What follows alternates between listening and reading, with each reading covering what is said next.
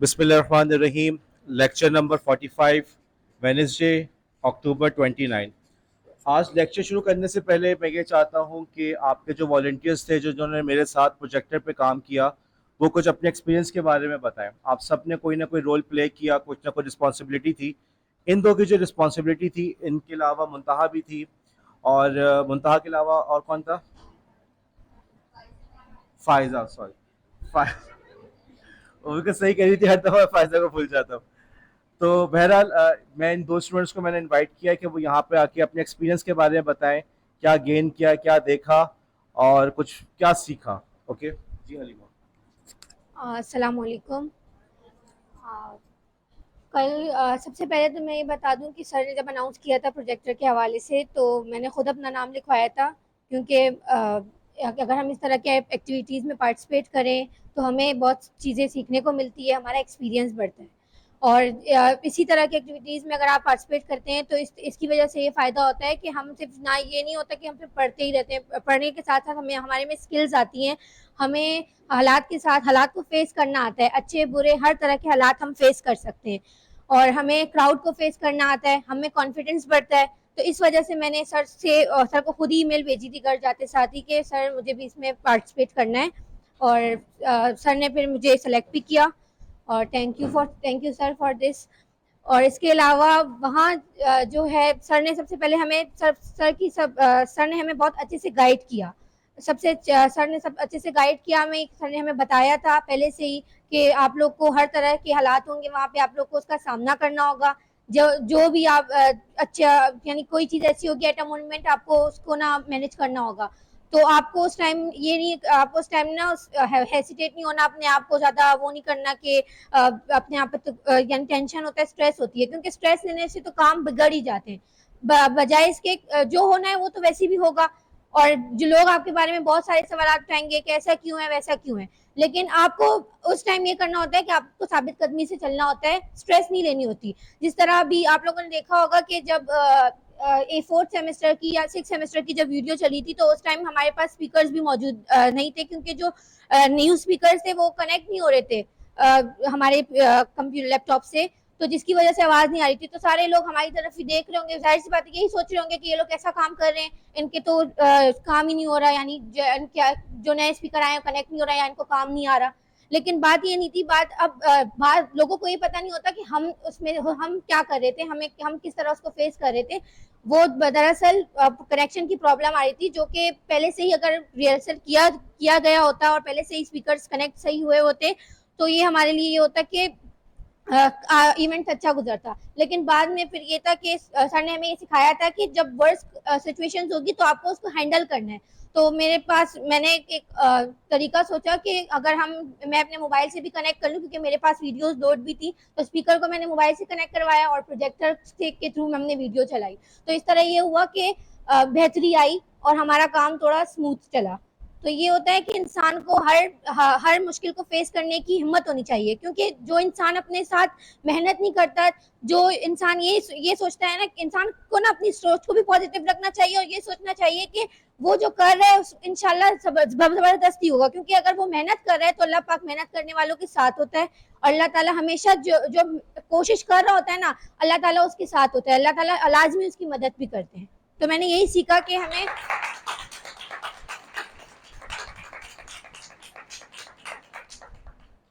तो मैंने यही सीखा कि हमें हमेशा जो है ना अपनी 100% एफर्ट यूज करनी चाहिए, तो इंशाल्लाह हर काम में आसानी और कामयाबी दोनों में मिलेगी हमें।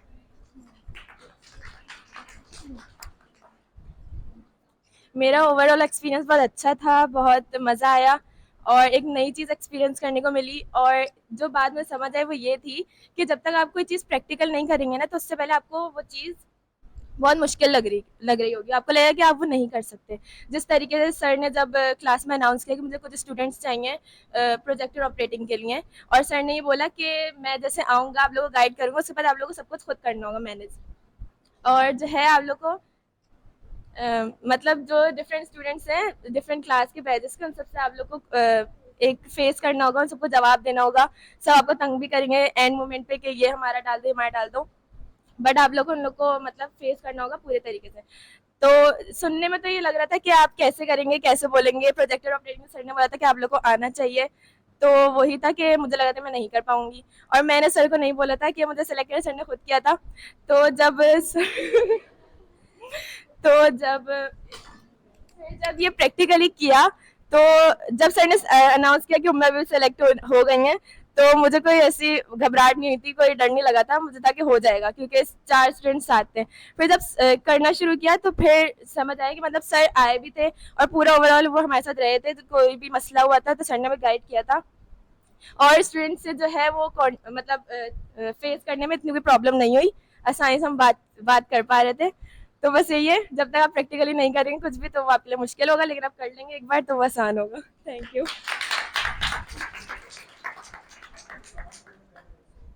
जी सर, कोई सवाल, एनी क्वेश्चन जिस हवाले से, इसी हवाले से आप पूछे तो हम आपको बताएं। हमारी क्लास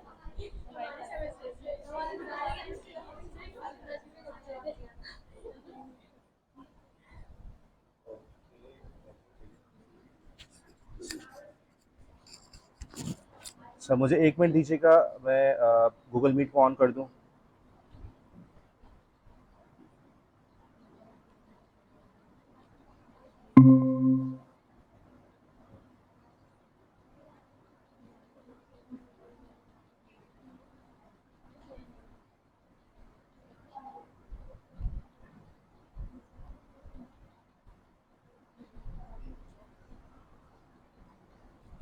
ओके,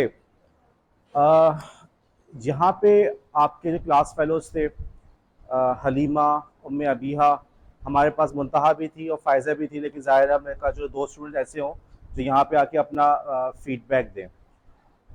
बुलाने का वहाँ पे जो आप लोग के ज़रिए से प्रोजेक्टर ऑपरेट किया, अगर आपने नोट किया हो तो काफ़ी देर तक मैं खुद वहीं पे मौजूद रहा। ओके, जो मकसद था वहाँ पे वो ये था कि यार कुछ प्रैक्टिकल चीज़ों का आप लोग को एक्सपीरियंस हो। अब पूरी क्लास को तो नहीं दे सकते, लेकिन चलो चंद को दे दिया, और उम्मीद है उन चंद की गवाही से आपको बात समझ में आ जाए कि जो यहाँ पे हम बात बता रहे हैं, जो समझा रहे हैं, उसकी क्या वैल्यू है। एक बात जो आपको मतलब वहाँ पे नोट की हो, वहाँ पे प्रेशर कितना होता है। मसलन आपने तराना चलाया, तराने की ऑडियो नहीं आ रही, तो सब आपको देख रहे हैं। एक टीचर वहाँ पर आए, वो आपको समझा रहे कि यूं करें, हालांकि उनकी बात सही नहीं थी। बहरहाल उन्होंने अपने तौर पे एफर्ट देने की कोशिश की, लेकिन बात क्या थी कि हमारी गलती नहीं थी, लेकिन वो समझ रहे थे शायद हम कोई बहुत ऑब्वियस मिस्टेक कर रहे हैं। बीच में वीडियो चल रही थी, अचानक ही प्रोजेक्टर चलना बंद हो गया, और बंद किसी और ने किया था, लोग देख कहाँ पे रहते, हमारी तरफ। तो ये सारे इश्यूज होते हैं, इसको आपने देखना है, आपने हैंडल करना है, किस तरह से फेस करना है। फिर जब वीडियो चल रही है, जैसे जब आपको याद हो आखिर में जो हमारे फॉर्मर फैकल्टी मेंबर्स है, उनके लिए जब वीडियो चल रही थी, अब उस वीडियो के अंदर ओके नेक्स्ट, अब वो समझ जैसे स्लाइड चल रही है, जैसे स्लाइड के अंदर बटन दबाते हैं फौरन ही दूसरी स्लाइड आ जाती है, लेकिन वीडियो में ऐसा नहीं होता। अगर आपने 5 सेकंड का ड्यूरेशन एक वीडियो के एक हिस्से को दिया है, तो जब तक वो 5 सेकंड पूरे नहीं होंगे, अगली तस्वीर जो है वो नहीं आएगी। जो लोग स्टेज पे होते हैं, अमूमन वो तमाम चीज़ों की टेक्निकल नॉलेज नहीं होती, और वो आपसे एक्सपेक्ट करते हैं कि आप कोई जादू के जोर से सारे मसले हल कर दें। तो मकसद यहाँ पे हमारे साथ जो बच्चों को बिठाया दिखाया, यही मकसद था कि भाई देखो, काम करते वक्त आपको इस तरह से अंडर प्रेशर होके काम करना होता है, लेकिन अब वहाँ पे पैनिक ना हो। अगर प्रोजेक्टर बंद हो रहा है, अगर आवाज़ नहीं आ रही, तो इसका मतलब ये नहीं कि हमारे परफॉर्मेंस के अंदर या हमारे काम के अंदर कोई गलती है। हम लोगों के अंदर ये चीज़ हो जाती है कि फॉर एग्जाम्पल आपको यहाँ पे बुलाया गया प्रेजेंटेशन देने के लिए, लेकिन क्लास का माहौल सही नहीं बन पा रहा। आप प्रेजेंटेशन दे रहे, इतने में कोई बच्चा आ रहा है, कोई जा रहा है, कोई कुर्सियाँ घसीटते हुए बैठ रहा है, कोई जो है टीचर बीच में आके इंटरप्ट कर रहा है, आपकी प्रेजेंटेशन सही से नहीं हो रही।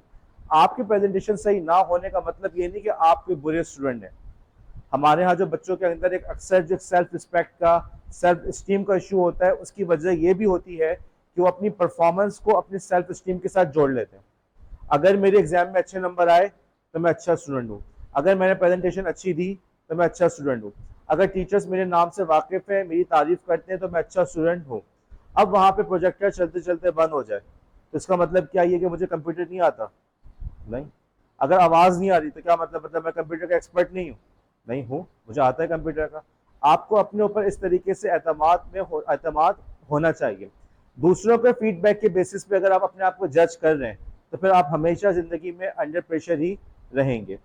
एक और चीज़ आपको मैं बताऊं, जब हमने काम शुरू किया 4 स्टूडेंट्स थे, तो मुझसे एक टीचर ने कहा कि सर ये 4 स्टूडेंट्स की ज़रूरत है, एक काफ़ी नहीं है। मैंने कहा नहीं, इनकी ज़रूरत है। और जब प्रोग्राम के आखिर में पहुंचे तो कौन शीट्स वगैरह को हैंडल कर रहा था? यही 4 कर रहे थे। हमारे यहाँ प्लानिंग के अंदर ये सब चीज़ें होती है, वो सब चीज़ों को नहीं सोचते। वो ये नहीं देख रहे होते कि भाई हमें आगे दोबारा किसी की ज़रूरत पड़ सकती है। ऑन द स्पॉट वो बुला रहे होते, उसको तुम आना। भाई पहले से आपकी टीम रेडी हो। हमारी टीम रेडी थी तो इन दी एंड क्या हुआ, वो हमारी ही टीम को यूज़ करने लगे। वरना उसूलन तो होना चाहिए था, बस आपकी अपनी टीम कहाँ है जो शीट्स वगैरह में आपको हेल्प करें। इसी तरीके से वो ये नहीं देख रहे होते कि बच्चों को बाज़ दफ़ा इमोशनल सपोर्ट की ज़रूरत होती है। अगर मैं वहाँ मौजूद ना होता, बच्चे घबरा जाते। अगर बच्चों के साथ कोई उनका दोस्त, अगर 4 बंदों की टीम ना होती, जैसे अभी अभिया ने कहा कि जब हमें पता चला करना है तो परेशान थी, लेकिन जब 4 का सुना तो तसल्ली हो गई कि अकेले नहीं होगा तो चारों मिलके कर लेंगे। तो बाज़ दफ़ा हमारे टीचर्स इन एस्पेक्ट को भी तवज्जो से नहीं देखते। उनके जहन में यही होता है कि इतने सारों की क्या ज़रूरत है। और इतने सारों की इसलिए ज़रूरत होती है कि बहुत सारे छोटे छोटे काम निकल आते हैं। और एक बहुत बड़ा प्रॉब्लम हमारे इदारों के अंदर ये है कि कंटीजेंसी प्लानिंग के बारे में नहीं सोचते। मसलन अगर आपके यहाँ बिजली नहीं जाती और उनसे कहा जाए कि जनरेटर का इंतज़ाम करें, तो उनका जवाब ये होगा हमारे यहाँ बिजली नहीं जाती। जबकि बात क्या होती है कि भाई आप कोई इवेंट करवा रहे हैं तो आपके पास बैकअप में प्लान लाजमन होना चाहिए। हमारे पास जब पिछले साल यहाँ पे कॉन्फ्रेंस हुई थी और आप लोग शायद उसमें नहीं थे आप लोग जो यहाँ पे इंटरनेशनल कॉन्फ्रेंस हुई थी पिछले सेमेस्टर में हुई थी, सॉरी आप लोग थे यकीनन उस कॉन्फ्रेंस के अंदर। तो उसके अंदर जो नेट कनेक्शन था उसके लिए हम लोग ने 3 ऑल्टरनेट्स का इंतजाम किया हुआ था। जो यहाँ पे आ रहा है नेट उसका किया हुआ था, ऑल्टरनेट भी लेकर आए थे, मैंने अपने भी नेट लेकर आया हुआ था। तमाम चीज़ें हमने रेडी रखी हुई थी कि एक मसला होगा तो दूसरा।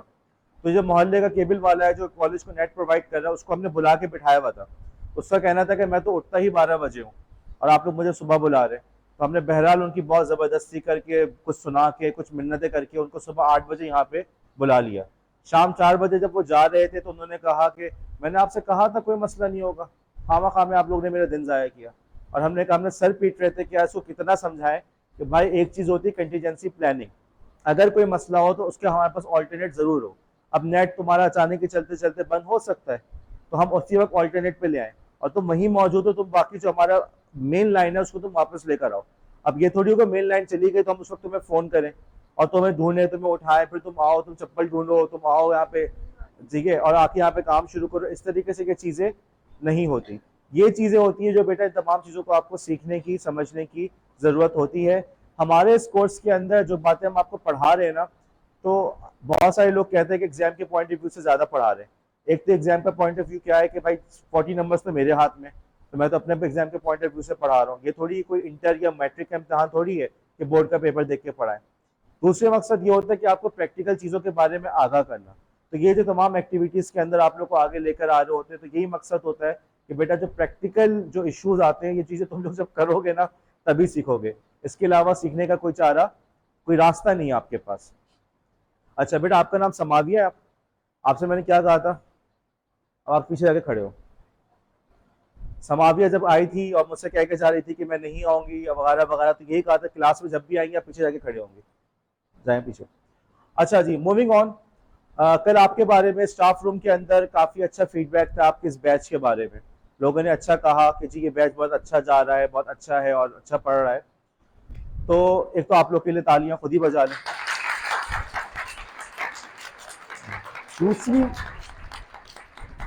दूसरा जो पॉइंट है जिसको आप लोग को समझना चाहिए, ओके, जिस बात पे तवज्जो से सुनना चाहिए कि देखो किसी चीज़ का अच्छा होना काफ़ी नहीं है, बात ये होती है कि उस अच्छाई को बरकरार रख सकें। ये बात समझ में आती है?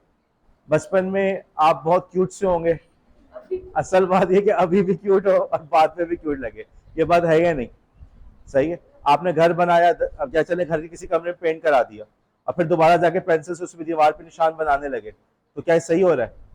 असल बात ये होती है कि आप उसको मेंटेन कर सके, राइट? इसीलिए आपको देखा जाएगा कि नया नया घर खरीद लिया या नए घर में शिफ्ट हो गए रेंट पे, किसी पे भी बड़ा अच्छा लगता है, लेकिन बात ये होती है कि उस घर की सफाई का आप कितना ख्याल रख रहे हैं, ऐसा है या नहीं? ये बात आती है। अब देखो इस चीज के साथ बेटा जो तुम लोग की क्वालिटी है ना उसको बरकरार रखना, ये चीज असल है। अब जो मेरा बहुत ही इंपॉर्टेंट पॉइंट है, इस बात को समझना, तुम लोग की जो अगर अच्छाई है या तारीफ हो रही है ना, इसके पीछे बहुत बड़ी वजह यह है कि आप लोग को शुरू से कॉलेज का अच्छा माहौल मिला है। पहले ही बैच में, पहले ही सेमेस्टर में आपको कॉलेज के अच्छे टीचर्स मिल गए। अब मुमकिन है मरियम एतराज़ करे कि सब उन्हीं का जिक्र हो रहा है। सबको पता है यार, कुछ टीचर्स बच्चों के फेवरेट होते हैं, बहुत एक्टिव होते हैं, बहुत एनर्जेटिक होते हैं। हर किसी के लेवल ऑफ एनर्जी एक जैसा नहीं होता। तो आप लोग को पहले ही सेमेस्टर में अच्छे टीचर्स मिल गए। दूसरा बात क्या हुई कि आप लोग को शुरू ही से एक सख्ती वाला माहौल मिला। वक्त पे कॉलेज आना है, बायोमेट्रिक हो रही है, अटेंडेंस पे सख्ती थी। तमाम बातों का नतीजा क्या निकला कि आप में से जो अच्छे स्टूडेंट्स थे उनको ऐसा माहौल मिला कि यार यहाँ पे जो है ना हम अच्छा काम करके दिखा सकते हैं, कि और हमें एक फ्लॉरिश होने का मौका मिल रहा है। और जो स्टूडेंट्स निस्बतन वीक थे उन्होंने कहा यार सीधे हो जाओ, अब लगता हम यूनिवर्सिटी में आ गए, यहाँ पे पढ़ाई का प्रेशर चेंज हो गया। लेकिन देखो ये चीज़ें वो थी जो कि चीज़ा एक्सटर्नल थी, राइट। ये वो चीज़ें हैं जिस पर तुम्हारा कंट्रोल नहीं है। अब तुम्हें क्या पता हर सेमेस्टर में अपनी पसंद का टीचर ना मिले। मुमकिन है जो आज अवेलेबल है कल वो भी अवेलेबल ना हो। ओके, मुमकिन है आने वाले सालों के अंदर कॉलेज का सिस्टम ऐसा हो जाए कि लोग 11-11 बजे भी कॉलेज में आ रहे हैं, अटेंडेंस में सख्ती खत्म हो जाए। मुमकिन है ऐसा हो जाए। बात समझ में आ रही है? फिर क्या करोगे? क्या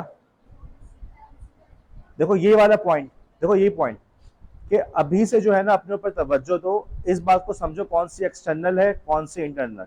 लेट्स से आपके घर में कोई बंदा, आपका भाई दुबई से आपको पैसे भिजवा रहा है, मसलन मिसाल दे रहा हूँ आपको, और हर महीने जो है 3-4 लाख रुपए घर में आ रहे हैं। तो एक तरीका क्या है कि 3-4 लाख रुपए से आप आराम से जो है शॉपिंग कर रहे हैं और खाना वाना खूब मजे का आ रहा है, और महीने के आखिर में 4 लाख रुपए पूरे के पूरे खत्म हो गए। और दूसरा तरीका क्या है, आपने उसको सेव किया, इन्वेस्ट किया। अब आगे चल के किसी वजह से वो पैसे आना खत्म भी हो गए तो आपके पास और चीजें, टांगे इतनी मत हिलाओ, बस बस बस। अब जो है पैसे जो है आना खत्म भी हो गए तो आपके पास ऑल्टरनेट मौजूद था। बात समझ में आई मेरी? देखो यही वाली बात होती है, जो मैं कॉलेज में जो माहौल मिला उस माहौल का फायदा उठाओ, और जब तक ये माहौल मिलता है इसका फायदा उठाओ, लेकिन इसकी मौजूदगी में अपनी आदतों को पुख्ता करो। लेट्स से कि आने वाले सालों के अंदर कोई नया प्रिंसिपल आता है और वो कहता है ठीक है जी कोई मसला नहीं है, बच्चियों को आने दो, राइट। बच्चियां 11-11 बजे, मैंने खुद देखा 11-11 बजे तक बच्चियां यहाँ पे आ रही होती थी, बड़ा इशू होता था हमें। अटेंडेंस में कोई सख्ती नहीं थी, हम कुछ भी नहीं कर पाते थे। तो आपका काम है कि उस वक्त आप कहीं नहीं, यार क्लास का टाइम 9 बजे है, मैं 9 बजे से पहले मैंने कॉलेज में पहुंचना है। कॉलेज में कुछ भी हो मैंने अपनी अटेंडेंस का ख्याल रखना है। टीचर अच्छा हो जैसा भी हो, मैंने खुद पढ़ना है। आपको सर मुमताज मिल गए, आपने इंग्लिश सीख ली, मजा तो तब है ना कि जब आप उनकी पढ़ाए हुए के बेसिस पे आगे बढ़े। जिंदगी भर ये तो नहीं होगा कि हर दफा एक ही टीचर जो है आपको पूरी आखिर तक चलाता रहेगा। उनका काम तो आपको धक्का देना था, धक्का स्टार्ट हो गए, अब चलाना तो आपका काम है ना। तो बेटा इस चीज पे बहुत खासतौर से तवज्जो दो, अपने ऊपर तवज्जो दो, अपनी क्वालिटीज के ऊपर उनको बरकरार रखने की कोशिश करो। हमारे पास, मैं आप लोग को नहीं पता, मैं यहाँ पे ऐसे स्टूडेंट्स को जानता हूँ जो बहुत अच्छे थे, लेकिन उनके पास क्या मसला हुआ कि वही वाला दौर देखा उन्होंने, तो उन्होंने कहा कि सर आने का फायदा क्या, टीचर्स तो पढ़ाते ही नहीं है, तो हम आके क्या करेंगे, हम खुद ही पढ़ रहे होते हैं। अब पता चला कि अच्छे स्टूडेंट्स हैं, हर सेमेस्टर के आखिर में उनकी मिन्नतें की जा रही हैं, मतलब वो टीचर्स की मिन्नतें कर रहे हैं हमें एग्जाम में बैठने दें। मतलब आपकी अपनी भी कुछ सेल्फ रिस्पेक्ट होती है, आपको हर दफा जाके मिन्नतें करनी पड़ रही है, नंबर 1। नंबर 2, चलो हम तो जानते थे, हमें पता था कि अच्छे स्टूडेंट है, लेकिन आने वाले सालों में जो टीचर्स थे वो उनको जानते ही नहीं थे, ये कौन है, ये तो आती नहीं है, राइट। देखा वक्त के साथ साथ कैसे कम होता चला गया। फिर क्या होने लगा कि जी उस दिन के एग्जाम के अंदर परफॉर्मेंस भी खराब होती चली गई। मैं जाहिर है यहाँ पे अल्लाह का शुक्र है, मैं ये कह सकता हूँ मैं तमाम बच्चों को जानता हूँ जिनको भी मैंने पढ़ाया, उनकी परफॉर्मेंस जहन में भी होती है और आने वाले सालों में भी उन पर नजर रखा होता है। तो मैं बता रहा हूँ आपको कि आप ही जैसे बैच में ऐसे बच्चे थे मेरे पास जिनका ये गुमान था अपने बारे में, अच्छे स्टूडेंट थे मेरे जमाने में, और उनका अपने बारे में ये गुमान था कि हम अच्छे हैं, हम तो हर टीचर के फेवरेट होते हैं। और मैंने थोड़ा समझाने की कोशिश की, बेटा इतना मतलब ऐसा ना सोचो अपने बारे में, तुम्हारे अंदर इतनी क्वालिटीज नहीं है, तुम्हें टीचर्स अच्छे मिले इसलिए ऐसा है। बहरहाल वो चलते रहे। इस वक्त कॉलेज के अंदर जो है ना, आप यूँ समझ ले कॉलेज के बदनाम बच्चों में शामिल है। मतलब इतने बदनाम है कि टीचर्स वेट कर रहे हैं कि यार ये लोग यहाँ से ग्रेजुएट हो, हमारी जान छोड़ें।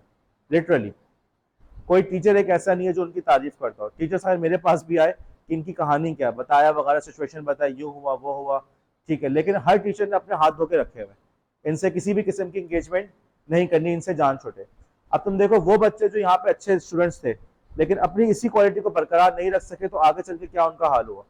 एक तो वो वाले स्टूडेंट जिनको मिन्नतें करनी पड़ रही है एग्जाम में बैठने के लिए, और दूसरे वो कि हम टीचर्स चाहते हैं कि वो जाए यहाँ से, हमारे इनसे जान छूटे। ऐसे लोग जिंदगी में क्या कर सकेंगे? कॉलेज के अंदर कितने सारे छोटे छोटे काम हो रहे होते हैं जिसमें उनके सीखने की अपॉर्चुनिटी है, लेकिन अपने इसी एटीट्यूड की वजह से उन्होंने तमाम चीज़ों को खुद ही अपने पैरों पे कुल्हाड़ी मार दी।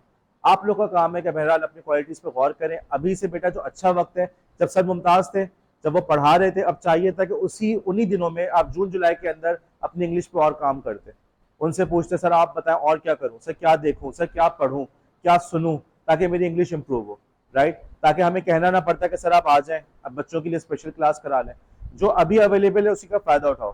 क्लास का ओवरऑल एक अच्छा माहौल बना हुआ है, अभी से अपने ग्रुप स्टडी की आदत बनाओ। आने वाले सालों के अंदर तुम लोग को खुद पढ़ना पड़ेगा। टीचर्स आएंगे, आउटलाइन तुम में डिस्ट्रीब्यूट कर देंगे, कहोगे आके रिकैप वो लेक्चर दो, प्रेजेंटेशन दो उसके ऊपर, तो तुम लोग ने पढ़ना खुद ही है। तो इससे पहले कि वो वक्त आए, अभी से अपने अंदर जो है ना ग्रुप स्टडी की आदत बनाओ। ठीक है, ये टॉपिक मेरा है, ये टॉपिक तुम्हारा। दोस्तियां जो है अपनी डाइवर्स करो। ठीक है, आप समोसे अपनी सहेली के साथ बैठ के खाएं, लेकिन जब पढ़ाई का वक्त आ रहा है तो उस पर ये ना देखें मेरी दोस्त कौन है, या ये वाला टॉपिक ये अच्छा पढ़ाती है, वो वाला टॉपिक वो अच्छा पढ़ाती है, इसकी सब्जेक्ट में कमांड है। इस तरीके से लेकर चलो। वही वाली बात होती है कि जब मौसम में बाहर होता है ना, तो समझदार लोग जो होते हैं ना वो उसी वक्त से तैयारी शुरू करते हैं, ताकि जब सर्दियों का जाड़े का जमाना आए और हर तरफ बर्फ हो और आपको अपनी खुराक ना मिल रही हो अनी का, तो आप अपना जो है ना पहले से आपने चीजों को स्टोर करके रखा हुआ हो। लेक्चर का आगाज करते हैं। हमने टॉपिक शुरू किया हुआ था कि इंफॉर्मेशन जैसे जैसे आपकी टेक्नोलॉजी में इजाफा होता चला गया। समावी आवाज आ रही है क्या? समाविया नाम है ना? आवाज आ रही है? ओके। जैसे जैसे टेक्नोलॉजी के अंदर चेंज आता गया, तब्दीली आती गई, तो हमारी इंफॉर्मेशन के अंदर इजाफा होता गया। प्रिंटिंग प्रेस से पहले पूरे यूरोप के अंदर मुश्किल से चंद हजार किताबें मौजूद थी। उस जमाने में किताबें लिखने के लिए लोग हाथ से किताबें लिखते थे, तो ये चीजें हर किसी के पास अवेलेबल नहीं होती थी। कुछ पढ़ने के लिए आपको दूर दराज शहरों में जाना पड़ता था। मिड 15th सेंचुरी के अंदर 1440 के दरमियान जो है उन्होंने एक प्रिंटिंग प्रेस इजाद किया जो कि मैनुअल था, लेकिन बहरहाल उस प्रिंटिंग प्रेस की वजह से 50 साल के अंदर अंदर पूरे यूरोप के अंदर किताबों की तादाद जो है वो तकरीबन 1 करोड़ हो गई। आगे चल के जब जिस तरीके से आपका टेक्नोलॉजी के अंदर एक बूम आया और इंफॉर्मेशन की तादाद बहुत ज्यादा, उससे कई ज्यादा बढ़ गई, और लोग एक साल क्या 50 साल तो क्या चंद महीनों के अंदर करोड़ों की तादाद में इंफॉर्मेशन जनरेट होने लगी। लोग पूरी दुनिया में आपस में कारोबार कर रहे हैं, लिटरेचर की ट्रांसलेशन होने लगी, आपस में कम्युनिकेशन बढ़ गई। नतीजा क्या निकला कि हमारे पास एक बहुत बड़ी तादाद में चीजें इंफॉर्मेशन आने लगी, और लोगों को एक तरीका चाहिए था जिसके जरिए से इंफॉर्मेशन को मैनेज कर सके। इंफॉर्मेशन को मैनेज करना एक बहुत बड़ा चैलेंज बन चुका था। जब ये दौर आया, जब ये जमाना आया, तो एक साहब थे जिन्होंने इजाद किया वर्ल्ड वाइड वेब। अब वर्ल्ड वाइड वेब एक ऐसी टेक्नोलॉजी है, एक ऐसी चीज है जो चलती है इंटरनेट के ऊपर। इंटरनेट का जो आपका 99% ट्रैफिक है, आप यूं समझ लें 99 तो 95% ट्रैफिक ऐसा है जो वर्ल्ड वाइड वेब को इस्तेमाल कर रहा है। और इस वर्ल्ड वाइड वेब की मदद से उन्होंने इंफॉर्मेशन का जो ओवरफ्लो का मसला था, इंफॉर्मेशन के जो मैनेजमेंट का मसला था, उस मसले को उन्होंने हल कर दिया। उन्होंने कैसे इस मसले को हल किया? हमारे पास एक आर्टिकल मौजूद है जो कि है पाकिस्तान के ऊपर। हमें नजर आ रहा है कि इसके अंदर, इस आर्टिकल के अंदर जगह जगह पे उन्होंने लिंक्स दिए हुए। अगर हम नोट करें कि जिस तरह से हम अपने पास नोट्स लिखते हैं, उन नोट्स के दरमियान कोई लिंक करने का ऑप्शन होता है? नहीं होता। नतीजा क्या निकलता है कि नोट्स लिखने से पहले आप सोचने पे मजबूर हो जाते हैं कि मैंने यहाँ पे क्या और कितना लिखना है। अगर पॉपुलेशन ऑफ पाकिस्तान के सवाल आ रहा है तो क्या मैंने इसके अंदर पॉपुलेशन की डेफिनेशन लिखनी है? अगर नहीं लिखी अभी तो बाद में लिखने का मौका नहीं मिलेगा। ऐसे होता ना, आंसर कॉपी जब फिल कर रहे हो तो ये चैलेंज आता नहीं आता। साउथ ईस्ट एशिया के अंदर जो पॉपुलेशन ज्यादा है तो उसका जिक्र करना ही नहीं करना। अगर अभी नहीं किया तो बाद में करने का मौका नहीं मिलेगा, और अगर कर दिया तो क्या मैंने साउथ ईस्ट एशिया को भी डिफाइन करना है? देख लो, एक के बाद एक सवाल जहन में आ रहे हैं, लेकिन ये सारे सवालात हल हो जाते हैं अगर हम लोग वर्ल्ड वाइड वेब को इस्तेमाल कर रहे हैं। वर्ल्ड वाइड वेब के अंदर इंफॉर्मेशन को उन्होंने आपस में जोड़ा हुआ है, किसके जरिए से बिस्वा? हाइपरलिंक्स की मदद से। हाइपरलिंक्स का वर्ड यूज करो, लिंक्स भी सही है लेकिन एक टेक्निकल वर्ड जहन में हो। हाइपरलिंक्स की मदद से उन्होंने तमाम इंफॉर्मेशन को आपस में जोड़ा हुआ है। हमें कहीं भी जाना है, हम उस इंफॉर्मेशन पे क्लिक करेंगे और उसकी पूरी डिटेल आ जाएगी, उसमें आगे क्लिक करेंगे उसके आगे डिटेल आ जाएगी। तो इसके जरिए से हमारे इंफॉर्मेशन मैनेजमेंट का एक बहुत बड़ा मसला हल हो गया। इसको इजाद करने वाले साहब थे टिम बर्नर्स ली, और ये इनको फादर ऑफ द वेब कहा जाता है, ठीक है। और ये काम उन्होंने किया था 1989 के अंदर। 1989 के अंदर उन्होंने वर्ल्ड वाइड वेब को इजाद किया। इससे आप लोग को अंदाजा हो रहा होगा कि इंटरनेट जिसको हम जानते हैं वो कितनी पुरानी चीज है। जो इंटरनेट हम यूज कर रहे हैं, जो वेबसाइट यूज कर रहे हैं, ये कब से मौजूद है? 1989 के जमाने से ये चीजें मौजूद हैं। 91 92 के अंदर ही ये चीजें आम होना शुरू हो गई थी। पाकिस्तान के अंदर थोड़ा लेट आई, और पाकिस्तान के अंदर लेट आई, फिर पाकिस्तान के अंदर आम पब्लिक के हाथों लेट आई, लेकिन बहरहाल ये इजाद कब की है? 1989 की। अच्छा, इन्होंने इजाद क्यों किया? ये साहब काम कर रहे थे, एक इदारा है सन के नाम से, CERN, ओके। ये एक यूरोपियन ऑर्गेनाइजेशन है, स्विट्जरलैंड और जो फ्रांस है उसके बॉर्डर पे ये एक इदारा बना हुआ है, और ये लोग न्यूक्लियर फिजिक्स के ऊपर रिसर्च करते हैं। तो ये जो साहब थे, ये बुनियादी तौर पे कंप्यूटर साइंटिस्ट नहीं थे, ये न्यूक्लियर फिजिक्सिस्ट थे। वहां पे रहते हुए उनको ये चीज़ फील हुई कि यार हमारे पास इतनी सारी इंफॉर्मेशन आ रही है, इतनी सारी नॉलेज आ रही है, हम कैसे इसको मैनेज करें। इसी को सोचते हुए उन्होंने इस वर्ल्ड वाइड वेब को इजाद किया। अच्छा, सिर्फ वर्ल्ड वाइड वेब को इजाद नहीं, कुछ और भी चीज़ें, इसका पूरा पैकेज है। सिर्फ आइडिया दे देना काफ़ी नहीं है, उस आइडिया को एग्जीक्यूट करना, पूरा पैकेज बना के देना कि भाई ये चीज़ लो, तुम्हारा सारे मसले हल। ये मैं आगे इसकी डिटेल्स बताता हूँ कि तमाम के तमाम काम इन साहब ने किए। तो ये भी बात आपको पता हो कि जी वर्ल्ड वाइड वेब इजाद कहाँ पे हुई थी? मैरिज किस जगह पे? इस इदारे में, सन, CERN। आज भी आप नेट पे सर्च करें ना, सन की वेबसाइट पे जाएं तो वो लिखा हुआ होता है कि we are the founder of the world wide web. हमारे यहाँ पे इंटरनेट इजाद हुआ, जिसको आप इंटरनेट के नाम से वाकिफ है। अच्छा, ये बात तो समझ में आ गई है ना कि भाई इंटरनेट एक अलग, इंटरनेट जो है एक तरह से समझ लो पूरा इंफ्रास्ट्रक्चर है, और उसके ऊपर चल रहा है वर्ल्ड वाइड वेब। उसके ऊपर जो है ईमेल कम्युनिकेशन भी चल रही है, वॉइस चैट भी चल रहा है, वीडियो चैट भी चल रहा है, टॉरेंट्स भी चल रहे हैं, फाइल ट्रांसफर भी चल रहा है, हर किस्म का काम हो रहा है। लेकिन इंटरनेट का बुनियादी मकसद क्या? डिवाइसेस को आपस में कनेक्ट कर देना। उसके ऊपर जो सी भी गाड़ी चलानी हो तुम्हारी मर्जी। इस स्लाइड के अंदर आपको नजर आ रहा है दुनिया की सबसे पहली वेबसाइट। दुनिया की सबसे पहली वेबसाइट जो थी वो ये थी, ओके। ये जो उन्होंने बनाया, और इनका मकसद ये था कि साइंटिस्ट आपस में डेटा वगैरह सही से शेयर कर सकें। इसके अंदर जब पहली दफा बनी तो इसमें कलर्स का ऑप्शन नहीं था, इसके अंदर इमेजेस का ऑप्शन नहीं था। ये तमाम चीजें वक्त के साथ साथ इसके अंदर उसका इजाफा होता चला गया। आज के दौर के अंदर इस वर्ल्ड वाइड वेब के अंदर इतना कुछ आ चुका है, इतना कुछ मौजूद है। वीडियो चलानी है, पॉसिबल है। गेम खेलना है, पॉसिबल है। इमेजेस, पॉसिबल है। बहुत ही कलरफुल सी वेबसाइट, पॉसिबल है। एनिमेशंस, पॉसिबल है। आज के इस दौर के अंदर ये वर्ल्ड वाइड वेब इतना ज़्यादा एडवांस हो चुका है कि हमारे लिए चीज़ों के दरमियान फ़र्क करना मुश्किल है। मसलन उस दिन मैंने कहा था कि व्हाट्सएप कहाँ पे यूज़ करते हो? ऐप पे। लेकिन व्हाट्सएप जो है ब्राउज़र में भी चल रहा है। यूट्यूब कहाँ पे यूज़ करते हो? ऐप में। लेकिन यूट्यूब जो है वो ब्राउज़र में भी चल रहा है। हुआ क्या कि जब ये चीज़ इतनी सक्सेसफुल हुई तो पता चला कि उसके ऊपर ही उसके ऊपर एक के ऊपर एक दूसरी चीज़, दूसरी के ऊपर तीसरी चीज़। अब वो चीज़ें इतनी एडवांस हो चुकी हैं कि वो वर्ल्ड वाइड वेब जो है वो बहुत सारे काम कर रहा है। वरना ओरिजिनली जो इसका मकसद क्या था कि टेक्स्ट को फॉर्मेट करना और टेक्स्ट को आपस में हाइपरलिंक की मदद से जोड़ देना। लेकिन उसी के ऊपर इतनी सारी चीज़ें हो गई, इतनी सारी चीज़ें हो गई। मसलन मैं आपको ईमेल की मिसाल देता हूँ। पहले ये होता था कि अगर आपने अपने ईमेल अकाउंट को एक्सेस करना है तो आप कंप्यूटर खोलते थे और वहां पर जाके ऐप खोलते थे आउटलुक। अभी भी आपको शायद अपने कंप्यूटर्स वगैरह पे आउटलुक की ऐप मिले, ठीक है। ईमेल क्लाइंट होता था आउटलुक के नाम से, माइक्रोसॉफ्ट का, उसको खोलते थे, लॉगिन करते थे, वो आपकी सारी ईमेल फैच करता था, आप इस ईमेल देखते थे वगैरह, ये पूरा काम प्रोसीजर चलता था। लेकिन अब क्या होता है, आप लैब में आके कैसे खोलते हैं? ब्राउजर खोलते हैं, उसमें जाके जीमेल खोलते हैं, सारी की सारी ईमेल वहां पे मौजूद होती है। अब ये चीज आप लोग शुरू से जीमेल ब्राउजर के अंदर यूज कर रहे हो, आपको पता नहीं चल रहा। लेकिन मुझे वो वक्त याद है कि जब जीमेल का ईमेल क्लाइंट जो ब्राउजर में चल रहा था, ये बहुत बड़ी अचीवमेंट थी, बहुत बड़ी अचीवमेंट थी। हुआ क्या, वही वाली बात जो बता रहा हूँ कि उसी वर्ल्ड वाइड वेब के अंदर इतनी चीजें, इतने मिर्च मसाला डालते चले गए, इतना सारा सामान उसके अंदर आ गया कि आप समझे कि दुनिया की हर चीज उसके अंदर चल जाती है। यहाँ तक कि आपको मैं ये बताऊं कि बाज ऐसे भी सॉफ्टवेयर हैं जो कॉफी मेकर होते हैं ना, कॉफी की मशीन्स होती हैं, उनको भी कंट्रोल करना तो किससे हो रहा है? वर्ल्ड वाइड वेब से। ओके, यानी आप अंदाजा लगा लो कि कोई चीज ऐसी नहीं छोड़ी तो इसकी मदद से ना चल रही हो।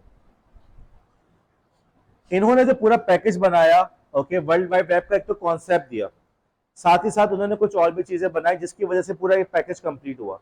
सबसे पहले तो उन्होंने एक चीज बनाई जिसका नाम है HTML। HTML का नाम सुना है? HTML है hyper text markup language. Hyper link थे, हाइपर टेक्स्ट, हाइपर मत हो, वो याद है मैं हाइपर क्या बताया था। तो इसी तरह से उन्होंने कहा कि भाई टेक्स्ट है जो कि थोड़ा सा एडवांस टेक्स्ट है, ओके, उसकी लैंग्वेज बनाई। अब आप कहेंगे सर इसकी क्या जरूरत थी? यार देखो, जैसे मिसाल के तौर पर आप लोग को सीवी लिखना सिखाया, तो उसमें क्या बताया था कि सीवी की जो हेडिंग होगी उसका फॉन्ट साइज छोटा होगा बड़ा होगा? बड़ा। फिर आपने साथ में लिखना ऑब्जेक्टिव, उसका फॉन्ट साइज बड़ा होगा छोटा होगा? आपके नाम की हेडिंग से छोटा या बड़ा? उससे। और जो टेक्स्ट आप आगे लिखेंगे वो बड़ा होगा छोटा होगा? उससे छोटा होगा। तो पूरा फॉर्मेट बनाया ना आपने, ये चीज बड़ी ये चीज छोटी। तो हाइपर टेक्स्ट मार्कअप लैंग्वेज के अंदर उन्होंने यही चीज रखी कि आप इसकी मदद से भाई ये वाली चीज बड़ी, ये वाली चीज छोटी, ये हेडिंग है, ये उसकी बॉडी है, ये उसके अंदर आता है, ये उसके नीचे आता है, और ये चीज यहाँ पे इसके अंदर आपस में लिंक हो रही है।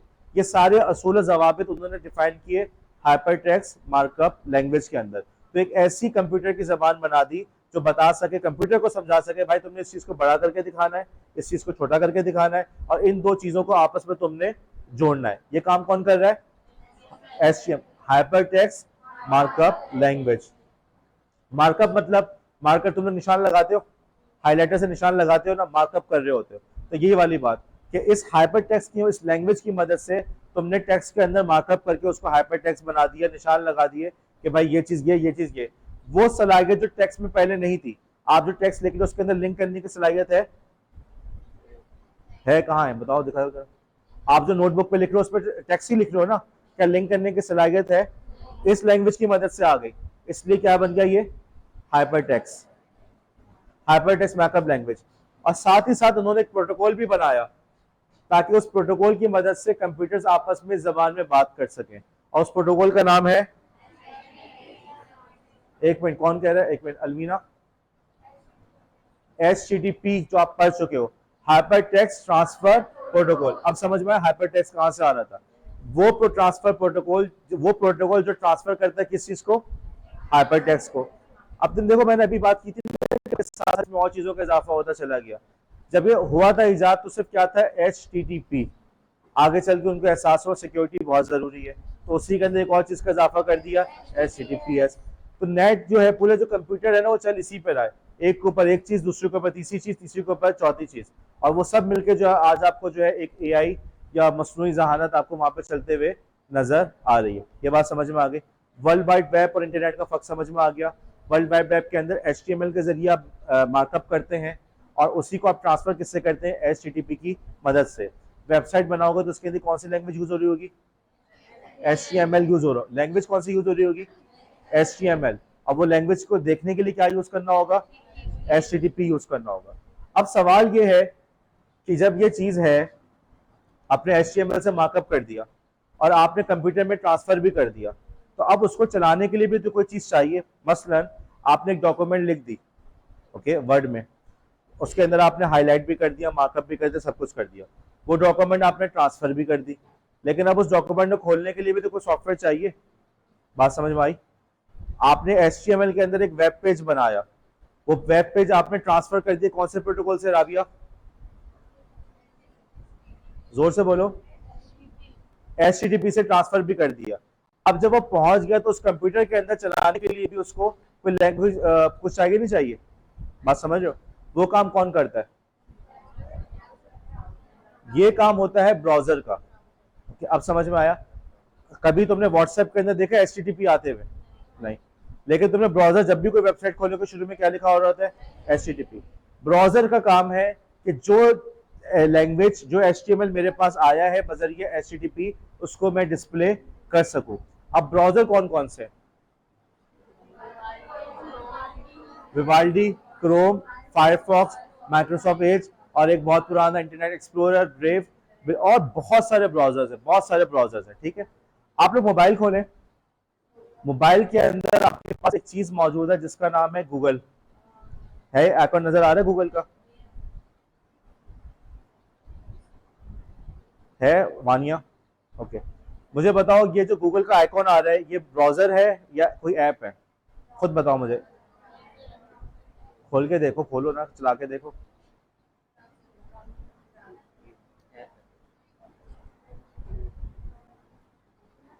बोलो।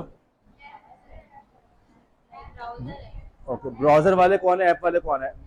ऐप वाले कौन कौन ऐप कह रहे हैं? अच्छा चलो ठीक है, ये सब अभी गौर करना। ये खोल लिया तुमने? अब तुम खोलो क्रोम, और क्रोम के अंदर कोई चीज खोलो, दोनों में क्या फर्क नजर आ रहा है? देखो ये जो तुमने गूगल की, ये जो गूगल है ना, ये ऐप है, ये ब्राउजर नहीं है। क्रोम, क्रोम ब्राउजर है, ठीक है। अब बात क्या हुई कि वक्त के साथ साथ उन्होंने इतनी जिद्दत लेकर आ गए कि बहुत सारी एप्स असल में पीछे ब्राउजर ही चल रहा होता है, चीजों में डिफरेंस आ गया। लेकिन मसलन तुमसे कहा जाए कि भाई ब्राउजर खोलना है, तो तुम गूगल नहीं खोलोगे, तुम क्या खोलोगे? क्रोम को खोलोगे। हमारे यहाँ, हमने यहाँ पे वर्कशॉप्स कराई तो हमने नोट किया कि लोगों से कहा गया कि भाई तुमने जो है ना अपने पास वो खोले, वेबसाइट खोले, तो वो गूगल की ऐप को खोल के उसमें वेबसाइट खोल ले, फिर कह रहे हैं इसमें पासवर्ड नहीं जा रहा है, इसमें ये इशू आ रहा है। बात क्या है कि ब्राउजर क्या है? क्रोम, विवाल्डी, फायरफॉक्स, ब्रेव, ये सब के सब क्या है? ब्राउजर। अब गूगल वालों ने थोड़ी होशियारी की, उन्होंने कहा कि हम यार एक ऐप बनाते हैं, पीछे चल रहा होगा ब्राउजर, लेकिन उस ऐप का सिर्फ एक काम होगा, सर्च करना। तो उस ऐप का नाम क्या रखा? गूगल। अब आप समझ क्या रहे हैं कि आप समझ रहे हैं ये ब्राउजर है, वो ब्राउजर नहीं है। ब्राउजर के अंदर आप बहुत सारी वेबसाइट्स खोल सकते हैं, उसको आप बुक मार्क कर सकते हैं। बुक मार्क का ऑप्शन पता है? करो, खोलो ब्राउजर, खोलो अपने पास क्रोम खोलो।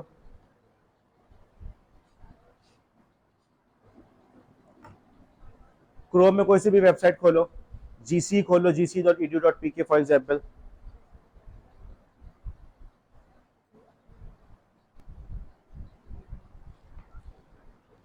कौन सा ब्राउजर है ये? अभी मैंने बोला था ब्राउजर खोलना। ब्राउजर खोलो, क्रोम ब्राउजर खोलो, क्रोम ब्राउजर खोलो, उसके अंदर फिर कोई सी भी वेबसाइट खोलो। खुला? कौन, कुछ और खोल लो, कुछ और खोल लो।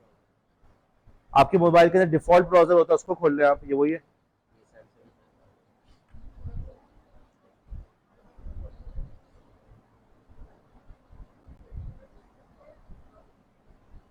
गुड। कौन सा ब्राउजर है ये? अब देखो इसके अंदर तुम लोग कोई से भी वेबसाइट खोलना चाहो खोल सकते हो, क्या ऐसा? अच्छा, यहाँ पे डॉट डॉट आ रहा है, डॉट डॉट पे क्लिक किया, उसके अंदर आपके पास ऑप्शन आ रहा है, स्टार बना हुआ आ रहा है, ठीक है। स्टार से क्या होता है? तो वो चीज बुक मार्क हो जाती है, आइंदा के लिए सेव रहती है कि भाई आप जो है इस वेबसाइट को आपने अपने पास सेव किया था। हिस्ट्री का ऑप्शन आ रहा है, डॉट डॉट पे क्लिक किया, हिस्ट्री लिखा हुआ आ रहा है, ठीक है। ये सारे फीचर किसके अंदर मौजूद होते हैं? ब्राउजर के अंदर होते हैं। जो गूगल की ऐप है उसका मकसद सिर्फ और सिर्फ एक है कि आपको सर्च करने के अंदर आसानी हो। आपने कला सर्च किया, बात खत्म हो गई। ब्राउजर जो है वो फुल फ्लैज एक चीज है जिसकी मदद से आप डिफरेंट वेबसाइट्स को विजिट कर सकते हैं, उसमें लॉग इन कर सकते हैं, उन वेबसाइट्स को बुक मार्क कर सकते हैं, चीजों को डाउनलोड कर सकते हैं, अपनी हिस्ट्री देखना चाहे तो हिस्ट्री देख सकते हैं कि मैं इससे पहले कौन कौन सी वेबसाइट के ऊपर मैं जा चुका हूं। मरियम, ब्राउजर का फर्क समझ में आया? ओके, आपके मोबाइल में इसमें कौन कौन से ब्राउजर है मुझे ये बताओ। अलिशबा, अलिशबा कौन सा ब्राउजर है? विवाल्डी और विवाल्डी और क्रोम के अलावा एक मोबाइल का अपना डिफॉल्ट ब्राउजर भी होता है। उमामा के मोबाइल में सैमसंग का ब्राउजर है, और आप लोग के मोबाइल में बाज दफा पे उस पर लिखा हुआ होता है इंटरनेट है, नहीं है? कोई बात नहीं, खोल के देखो। अब बहुत सारे मोबाइल में सिर्फ क्रोम ही होता है, मेरे मोबाइल में सिर्फ क्रोम है, डिफॉल्ट ब्राउजर नहीं है। सैमसंग वगैरह के अंदर उनके अपने डिफॉल्ट ब्राउजर भी है। किसी के पास नजर आया मेरे शेयर? कौन सा ब्राउजर है? सवेरा के पास है, ओके। आयशा के पास है, इंटरनेट ब्राउजर भी इसमें नजर आ रहा है। कौन सा मोबाइल? सैमसंग। तो सैमसंग के मोबाइल्स वगैरह के अंदर अमूमन जो है उन्होंने एक और डिफॉल्ट ब्राउजर भी दिया हुआ होता है। आपका काम यह है कि आप ब्राउजर और ऐप के फर्क को पहचान सकें। ब्राउजर को यूज करो, उसी वेबसाइट को भी उसमें गूगल में खोल के देखो। ब्राउजर जो है वो आपके साथ वेबसाइट्स वगैरह किसी भी वेबसाइट को खोलना चाहे खोल सकते हैं, डाउनलोड करना चाहे डाउनलोड कर सकते हैं, बुक मार्क करना चाहे आप उसको बुक मार्क कर सकते हैं, ठीक है। अच्छा जी, ये मूवी किस किसने देखी है?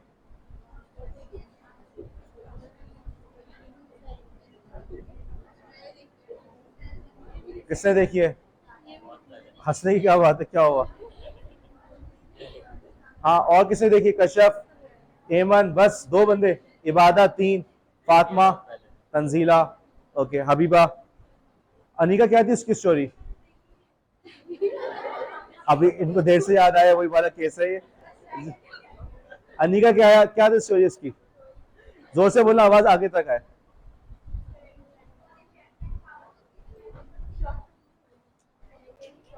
यहाँ पे आके बताओ, जल्दी बताओ, जल्दी आके बताओ, चलो।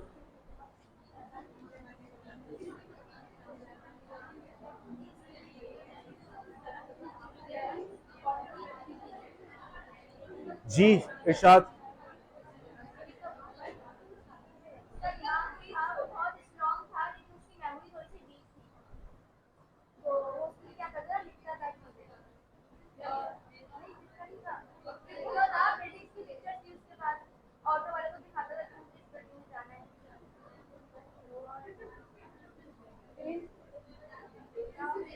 अनिका ने कहा मैं करके दिखाती हूँ, इसलिए वो यहाँ करके दिखा रही कि उसके मुझे जहन में ही नहीं आ रहा। ओके, अनिका बैठे। तो ये जो फिल्म थी गजनी मूवी, ये बेसिकली क्रिस्टोफर नोलान की मूवी मोमेंटो की कॉपी थी, उसका देसी वर्जन था। ये करते क्या है कि वो बाहर की हॉलीवुड वगैरह की मूवी से आइडियाज लेकर आते हैं, फिर उसको पाकिस्तान हिंदी तड़का लगा के जो है उसको मूवी बनाते हैं।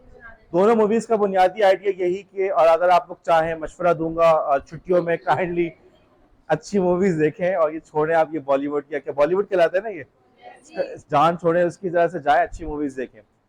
तो मुझे मुमकिन है नेक्स्ट सेमेस्टर मुझे इसके बोनस मार्क्स देने पड़े।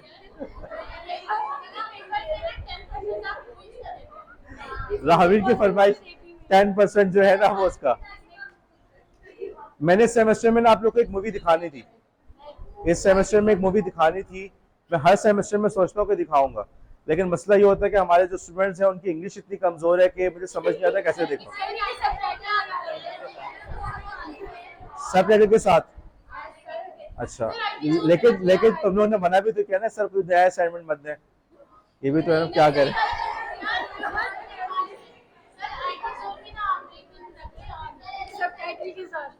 यार आईटी जोन में, अच्छा चलो मैं काम करता हूँ इस पर, अगर आप लोग कोऑपरेट करें और तो मैं इस पर कोऑपरेट से मुराद ये है कि बिलफर्ज ये ना हो कि सर एग्जाम आ गया हम नहीं आ रहे। अगर हम मूवी वगैरह का अरेंज करते हैं, और ये मत कहना सर बड़ी बोरिंग मूवी थी, ये मत करना प्लीज यार, उस पर थोड़ी सी मुझे मेहनत करनी पड़ेगी। मैं उसके सबटाइटल से नीचे आ जाएंगे और कुछ चीज़ें काटनी भी उसके अंदर। मैंने उर्दू मैं नहीं कर सकूंगा, इतना टाइम नहीं मेरे पास कि मैं उसको उर्दू में कर सकूं, लेकिन देख लें तो अच्छा है। ओके, तो चले एक आप ये सेमेस्टर से बिस्मिल्लाह हो जाए। जब से इस कॉलेज में आया हूँ तब से सोच रहा हूँ क्या दिखानी है, लेकिन बच्चे हमारे ऐसे होते हैं कि इंग्लिश ही समझ नहीं आ रही होती, क्या दिखाएं उनको। अच्छा, तो इन दोनों मूवीज के अंदर ये होता है कि जो कैरेक्टर है, मेन कैरेक्टर, वो साहब जो है वो उनकी याददाश्त कमजोर है और वो 15 मिनट के अंदर उनकी मेमोरी रीसेट हो जाती है, पुरानी बातों को भूल जाते हैं। तो उन्होंने बातों को याद करने के लिए क्या किया कि उन्होंने जो है अपने जिस्म पे टैटू बनाने लगे, या जो है वो तस्वीरें लेके इन चीज़ों को संभालते हुए फिर रहे हैं और किसके जरिए से वो बंदे तक पहुंचने की कोशिश कर रहे हैं। अब ये जो हमारा प्रोटोकॉल बना ना HTTP, उसके साथ भी कुछ ऐसे ही मसला है, उसकी भी याददाश्त बहुत ज़्यादा कमज़ोर है। आप यूँ समझो, मसलन आप गए मार्केट में किसी दुकान पे परचेस करने के लिए, कपड़े लेने के लिए गए, राइट, और लेट से मरियम गई, आप सभी चले गए, ओके। मरियम ने कहा कि मुझे वो रेड वाला स्कार्फ तो दिखाना, वो जाके लेकर आ गया ब्लू और दे दिया उसने जूबिया को, ओके। मरियम ने कहा मुझे रेड वाला स्कार्फ दिखाना, उसने कहा जी जी बाजी, उसे उठा के दे दिया मरियम को। मरियम ने कहा नहीं ब्लू नहीं रेड कहा था, रेड। वो जाके रेड स्कार्फ लेकर आ गया और जाके दे दिया उसने सवेरा कोहरा को। बात देख रहे हो, अगर याददाश्त ना हो तो कितना प्रॉब्लम होने लगता है। उसको याद नहीं आ रहा कि मैंने किससे बात करनी है, ठीक है। आप दुकान पे गए कि जी मैं जमशेद साहब के घर से आया हूँ, उन्होंने कहा कि जी आप मुझे 1 पाव दही दे दें, खाना पकाना है। अच्छा, वो आपको 1 पाव दूध निकाल के दे दे, ठीक, और हिसाब लिख दे वो किसी और के उसमें, जल्दी मसला होगा नहीं होगा। यही वाला मसला आ रहा था आपके HTTP प्रोटोकॉल के साथ, कि ये भी गजनी की तरह शॉर्ट टर्म मेमोरी लॉस का शिकार है। आप गए, आपने कहा कि मैं तलहा हूँ, मुझे ईमेल चाहिए, उसने कहा आप कौन है, मैं तलहा हूँ, फिर दोबारा आप कौन है, उसको याद ही नहीं आ पा रहा कि भाई कौन क्या हो। अब इस मसले का हल क्या है? दुकान वाली एग्जाम्पल दी ना, या चलो आपका ये जो था, आपका जो गजनी वाले भाई थे, उन्होंने उसका हल क्या निकाला, चीज़ों को लिखना शुरू कर दिया। दुकानदार भी यही काम कर सकता है, चीज़ों को लिख लिया अपने पास कि भाई जमशेद साहब के यहाँ से दूध आया था, उनको दही बेचना है, ऐसा चल रहा है, ठीक है। इसी तरीके से वेबसाइट्स के अंदर भी ये काम होने लगा कि उन्होंने कहा कि HTTP प्रोटोकॉल की इस खामी को दूर करने के लिए, उन्होंने कहा हम कुकीज़ को यूज़ करेंगे। अब देखा जब वेबसाइट पे जाते हो लिखा हुआ था कुकीज़, तो ये था। ओके, अब क्या हुआ कि जब आपने कहा कि मैं मरियम हूँ, उसने अपने पास लिख के दे दिया मैं मरियम हूँ, और मरियम को वो कुकी दे दी। अब मरियम ने कहा मुझे रेड स्कार्फ चाहिए और साथ में वो कुकी भी दे दी। उसने कुकी देखी, कुकी में देखा मरियम, मरियम नाम है, इनको रेड स्कार्फ चाहिए। उसने रेड स्कार्फ दिया और किसको देना है? मरियम को, जाके मरियम को दे दिया। अब उस कुकी में क्या आ गया? Mariam red scarf. अब मरियम ने कहा मैंने परचेस करना है, साथ में कुकी दी, कुकी खोली, क्या लिखा हुआ है? मरियम रेड स्कार्फ, कीमत कितनी है? इतनी कीमत है, मरियम से ले ली। बस अब जब कुकी वापस आई तो उसमें क्या लिखा हुआ आ रहा है? मरियम रेड स्कार्फ, कीमत पेड। अब मरियम जो है दुकान से बाहर जा सकती है। अब कुकीज़ का कॉन्सेप्ट समझ में आया? मसला क्या था कि आपका जो ब्राउज़र, जो आपका HTTP प्रोटोकॉल है, वो सफ़र कर रहा है, उसके अंदर खामी है शॉर्ट टर्म मेमोरी लॉस की, और इस खामी को दूर करने के लिए उन्होंने यूज़ किया कुकीज़ को। अब किसी वेबसाइट पे कुकीज़ नज़र आए तो हैरान होने की ज़रूरत नहीं है, वो क्या है, किस तरीके से, आपके लिए बात आसान से समझ में आ जाएगी। हम कल भी इसी लेक्चर को थोड़ा कैरी करेंगे, और इसमें एक बड़ा इंपॉर्टेंट पॉइंट मैं आप लोग को यहाँ पे ये बताऊँ कि देखो जो हमारा कोर्स है ना, ये कोर्स ख़त्म नहीं होगा। सुन लो बात, तो क्यों नहीं ख़त्म होगा? इसकी वजह यह है कि यार आप असूलन इस कोर्स को हर सब्जेक्ट का हिस्सा होना चाहिए था। हर सब्जेक्ट के अंदर होता है। आप उर्दू पढ़ रहे होते, वहाँ पे एक सेक्शन होता है कि जी बेटा आपने कंप्यूटर पे उर्दू कैसे टाइप करना है, ऐसा है या नहीं? आप इंग्लिश पढ़ रहे होते, वहाँ पे एक सेक्शन होता कि आपने इंग्लिश जो है रेज्यूमे वगैरह आपने कंप्यूटर पे कैसे टाइप करनी है, राइट? अगर वो टीचर प्रोएक्टिव हो, वो खुद आपको सिखाए तो एक अलग बात है, वरना अमूमन टीचर रेज्यूमे वगैरह के डिफरेंसेस बताते हैं, टाइप्स बताते हैं, लेकिन वो इस डिटेल में नहीं जाते। नतीजा क्या निकलता है कि मेरे पास एक सेमेस्टर होता है जिसके अंदर मुझे तमाम की तमाम नॉलेज ट्रांसफर करनी पड़ती है। बच्चे भी तंग रहते हैं, मैं भी तंग हो जाता हूँ, मुझे भी एक्स्ट्रा क्लासेस लेनी पड़ती है। मैं कल कोशिश कर रहा हूँ कि जितना पढ़ाना था खत्म कर दिया। नेक्स्ट वीक से हम लोग सिर्फ पास पेपर को डिस्कस करें। जो चीज़ रह गई, जैसे जनरेशन ऑफ कंप्यूटर का मुझसे उमामा ने कहा, कंप्यूटर के जनरेशन क्या थी, मैंने उसके नोट्स भी प्रोवाइड करूँगा, नंबर 1। किसी को फिर भी कोई मसला है, मेरे पेपर में सवाल तो उसका कभी भी नहीं आएगा, लेकिन किसी को फिर भी कराची यूनिवर्सिटी एग्जाम से पहले मसला है तो मुमकिन है मैं अपनी वीडियो रिकॉर्ड करके वहीं पर डाल दूँ, आप लोग वहाँ से देख लो। लेकिन जो हमारे कोर्स का जो टाइम है ना, ये टाइम इस किस्म की चीज़ों में ज़ाया ना हो कि जनरेशन ऑफ कंप्यूटर क्या है, जो एग्जाम के टॉपिक्स हैं, बात समझ रहे हो? ठीक है, वक्त मिल गया तो ठीक है, वरना फिर हम इस तरह से नहीं करेंगे। कल एक तरह से हमारी थ्योरी की आखिरी क्लास है, उसके बाद नेक्स्ट वीक से हमने पेपर के डिस्कशन को शुरू करना है। अटेंडेंस का ख्याल रखें। आज जो है निमरा एबसेंट हुई है, राबिया सलीम भी गायब है, महानूर भी गायब है और माहीन भी गायब है। तीन चारों की राबिया सलीम के अलावा तीनों की मेरे पास लीव रिक्वेस्ट आई हुई है, और मैं उनमें से तीनों की जो है रिजेक्ट करूंगा। अभी इसलिए रिजेक्ट करूंगा कि मुझे ये समझ में आता है इन सब ने मिलकर जो है निम्रा का इशू समझ में आता है। निम्रा से मेरी बात भी हुई, ठीक है, जेन्युइन इशू है, लेकिन बाकी तीनों ने कहा कि वो नहीं आ रही तो हम भी साथ में शॉर्ट हो जाए। तो बहरहाल उन तीनों की मैं लीव को रिजेक्ट कर रहा हूँ। आप सबको इसलिए बता रहा हूँ कि ये वाली हरकतें ना करो, बच्चे नहीं हो, बड़े हो गए हो। यही नहीं कि जी मैं मुंतहा नहीं आई तो नायबा भी नहीं आएगी, फला या गुल नहीं आई तो निगाह जहरा भी नहीं आएगी। इस किस्म की हरकतें बच्चों वाली नहीं करनी चाहिए। आप लोग बड़े हो गए हो, ऐसा तो नहीं है कि बाथरूम भी साथ जाते हो, ऐसा तो नहीं है ना। बड़े हो गए ना, अपने सारे काम खुद कर रहे हैं। जॉब के लिए क्या कैसे करोगे? तुम्हें जॉब मिलेगी तो मैं करूंगा, वरना नहीं करूंगा, ऐसा होता है क्या? कोई नहीं करता। ये कॉलेज के साथ ही ये वाली हरकतें क्यों होती है कि पूरा ग्रुप मिलकर जो है गायब हो रहा है। थैंक यू, लेक्चर यहीं पे खत्म करता हूँ।